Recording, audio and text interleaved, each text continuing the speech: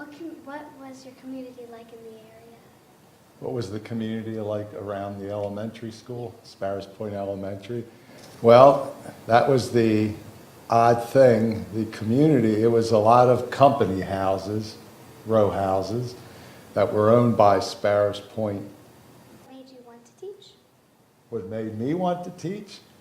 Well, my father was a teacher, and I remember when I was a kid, he was a classroom teacher. He taught 5th and 6th grade, and sometimes he would let me help like mark the spelling papers. I was a good speller, so he would let me mark the spelling papers back then.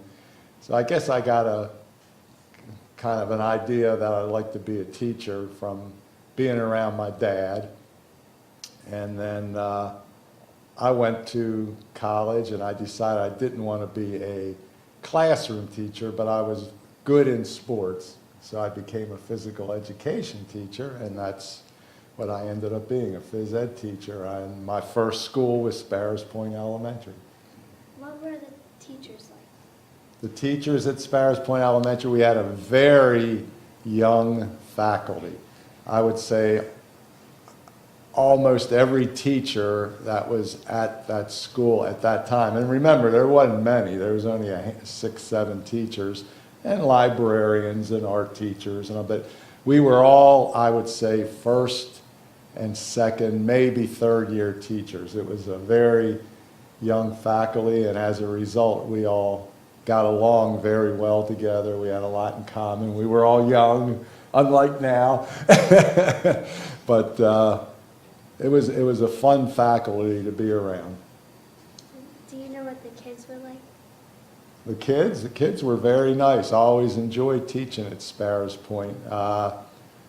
I can't say they were different than any other kids I ever taught. How did you feel when you had to leave, like when there was no kids? Well, it was sad at the time because you knew the kids were all being moved out. But we all knew it was coming, so you prepared yourself. And as it turns out, when I left Sparrows Point, I ended up teaching the following year at Chesapeake Terrace, which is right down the street from Edgemere. And not a lot, I'd say about 20 or 30 of the kids I used to teach were at Chesapeake Terrace. So I had some familiar faces there. Was Chesapeake better than Sparrows Point Elementary? Was it better? No, they were both very good schools. The fields behind Sparrows Point were a little smaller, and the other thing that I vividly remember about Sparrows Point is when the steel mills were in full production, they used to blast, I think it was called some kind of sulfur or sulfur dioxide into the air, and it would have a very bad odor to it. And when I went home, my car would be covered in this like orangish brown dust, and every day I'd have to go home and squirt my car off to get this dust off that was blown through the smokestacks at the steel mill. So the only reason I liked Chesapeake Terrace a little bit better, I didn't have to wash my car when I went home. But otherwise, it was like 2 good schools. What did you like when you started teaching? What did I like? Well, the main thing I liked was I had a job back then.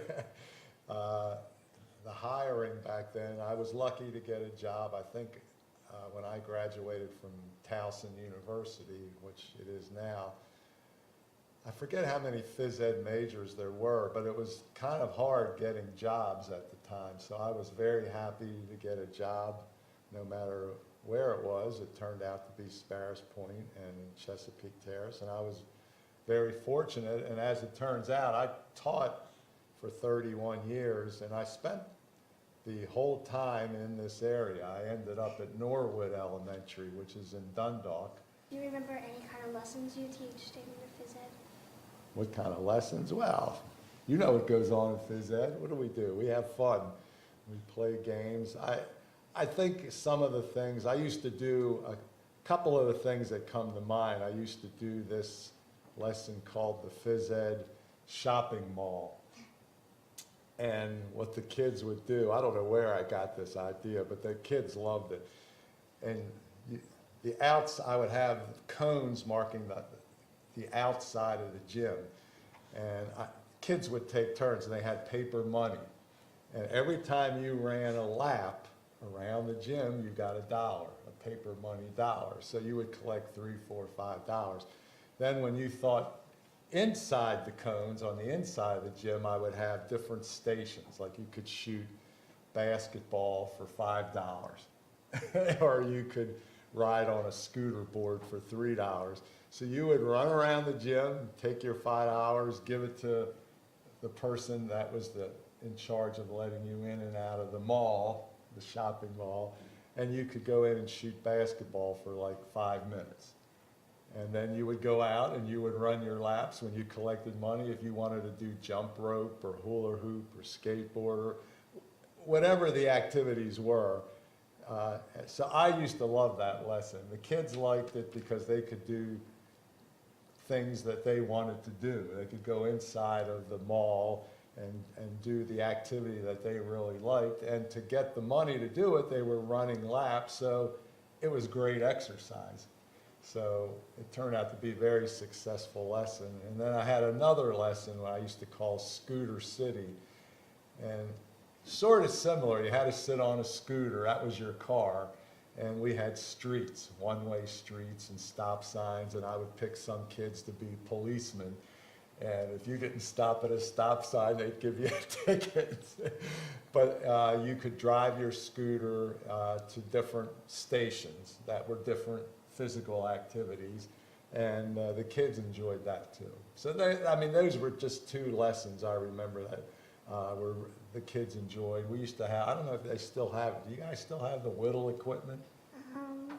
Like so. bars you climb over, and we used to have a set of equipment called the whittle equipment, which they used to really love, and we used to get bicycles in, and we do lessons on bicycle safety, and so we had a pretty well-rounded curriculum.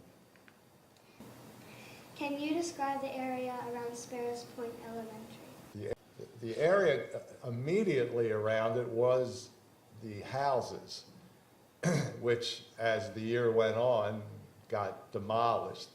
And then the mills, the Bethlehem Steel mills were a few blocks away, but you could definitely see them and hear them and smell the odor at times coming from them. But it was as I recall, the area immediately surrounding the school was mostly residential. Did any of the kids talk to you about their houses being torn down? Were they sad? You know, it's been so long ago. You got to remember that was 1972. You're talking 45 years ago. So I don't remember any of the kids discussing it.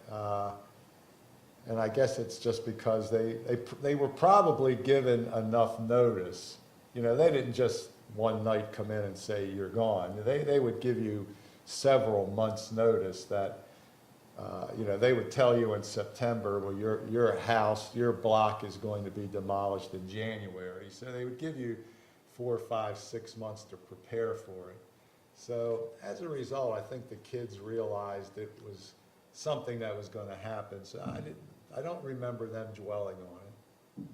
Do you have anything else you would like to share about Sparrows Point Elementary School? No, I think, like I said, the things that were the most vivid to me were the last year there with the kids leaving as their houses were being torn down. It was an unusual situation.